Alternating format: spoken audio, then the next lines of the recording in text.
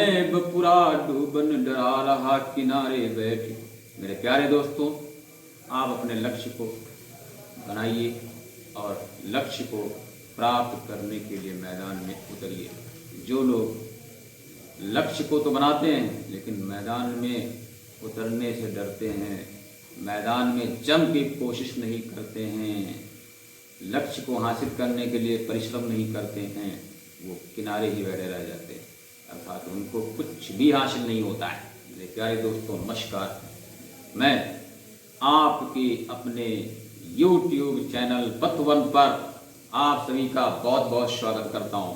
मैं ब्रजेश सिंह आज आपको ट्रिगोनोमेट्री पढ़ाऊंगा। आइए शुरुआत करते हैं।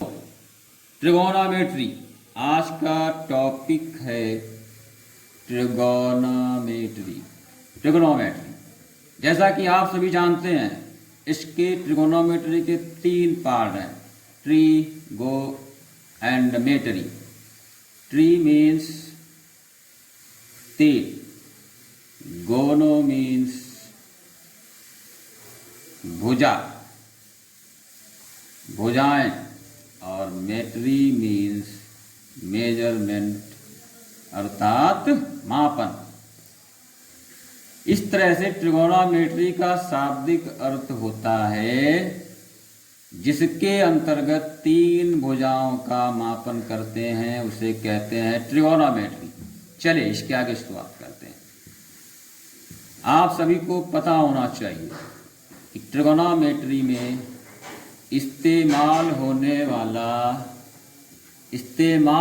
वाला त्रिभुज होता है समकोण त्रिभुज। समकोण त्रिभुज को इस्तेमाल करते हैं। मान लीजिए ये कोण है ए, ये बी और ये सी। तो इसमें जिस कोण को लिया जाता है, यानी यदि कोण सी की बात करता है तो उसके सामने की भुजा परपेंडिकुलर होती है। जो कोण लिया जाता है उसके सामने की भुजा लंब होती है। ये कोण लिया जाएगा तो इसके सामने कि ये भुजा लंब होगी BC, और यदि कोण C लिया जा रहा तो इसके सामने की भुजा AB को लंब कहेंगे। ओके, समझ में आ रहा है? तो मान लीजिए कोण C की बात हो रही है तो इस केस में लंब क्या होगा? AB। बात समझ में आ रही है? और BC क्या होगा इस केस में? आधार हो जाएगा। AC क्या होगा? कर्ण होगा, क्योंकि 90 अंश के सामने की भुजा हमेशा कर्ण ही होती है। समझ में आ रहा है? समझ में ना आए तो कमेंट के माध्यम से बताइए, बार बार बताएंगे। जब तक समझ में नहीं आएगा तब तक बताते ही रहेंगे। ओके, चलिए फिर से समझिए। अब मान लीजिए कोण A लेते हैं, तब क्या होगा? इसके सामने की ये भुजा लंब हो जाएगी, तब ये आधार नहीं रह जाएगी।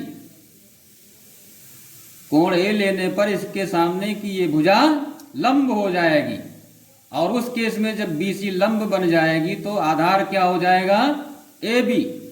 ओके, ध्यान रखिए, बार बार प्रैक्टिस करते रहिए। चलिए आगे बढ़ते हैं। आप लोगों को पता होना चाहिए कि त्रिकोणमितीय अनुपात 6 होते हैं। त्रिकोणमितीय अनुपातों की संख्या 6 होती है। त्रिकोणमितीय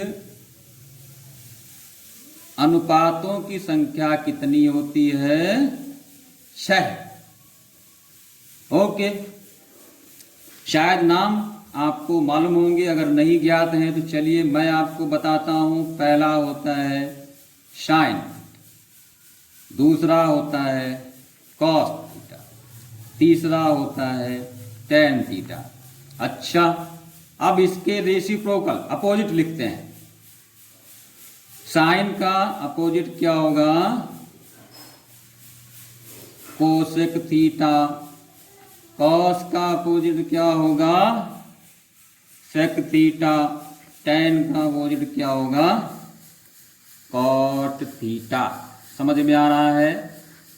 पूरा वीडियो देखिए, बीच बीच में रोक रोक के बंद करके नहीं देखना है, बंद नहीं करना, लगातार देखिए। अगर समझना है पूरी बात दिमाग में बैठाना है, पूरी बात समझेंगे तभी बात समझ में आएगी। ओके, चलिए ये अपोजिट हो गया, अर्थात हम क्या लिख सकते हैं, साइन थीटा इक्वल टू क्या हो जाएगा, 1 कोसेक थीटा। समझ में आ रहा है ना। चलिए नेक्स्ट स्टेप आते हैं। ये नंबर 1 हो गया, sine theta equal to cosec theta. Next क्या होगा, cos theta equal to 1/sec theta. ये हो गया sine theta equal to 1/cosec theta. ये अपोजिट हो गया कॉस थीटा का 1/sec theta. And third tan theta का अपोजिट कॉट थीटा होता है, मीन्स 1/cot थीटा। ठीक है, हम इसको sine theta equal to 1/cosec theta को इस तरह भी लिख सकते हैं। यहां पर एक हम नया फॉर्मूला प्राप्त कर सकते हैं। कैसे, आप जैसा कि देख पा रहे हैं, sine theta equal to 1/cosec theta, इस साइन थीटा को अपन 1 कर लिया। ओके, समझ में आ रहा ना। जहां समझ में ना आए कमेंट के माध्यम से बताइए। जब तक समझ में नहीं आ जाएगा आपको मैं समझाता रहूंगा। साइन थीटा, अब यहां क्या करेंगे, इक्वल की पोजीशन में क्या करते हैं, क्रॉस मल्टीप्लिकेशन। तो sign theta into cosec theta, इसको मल्टीप्लाई करेंगे, आ गया 1। तो इस तरह से नया फार्मूला बन गया, sine theta equal to cosec, sine theta into cosec theta. क्या होगा, sine theta into cosec theta equal to 1।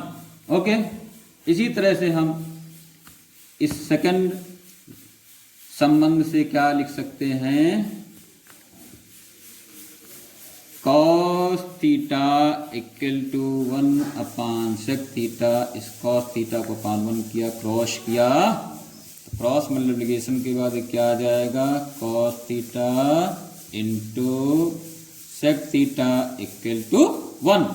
इस तरह से ये नेक्स्ट सेकंड संबंध आ जाता है ये। और थर्ड, जैसा कि हम सभी जानते हैं, tan theta equal to 1/cot theta.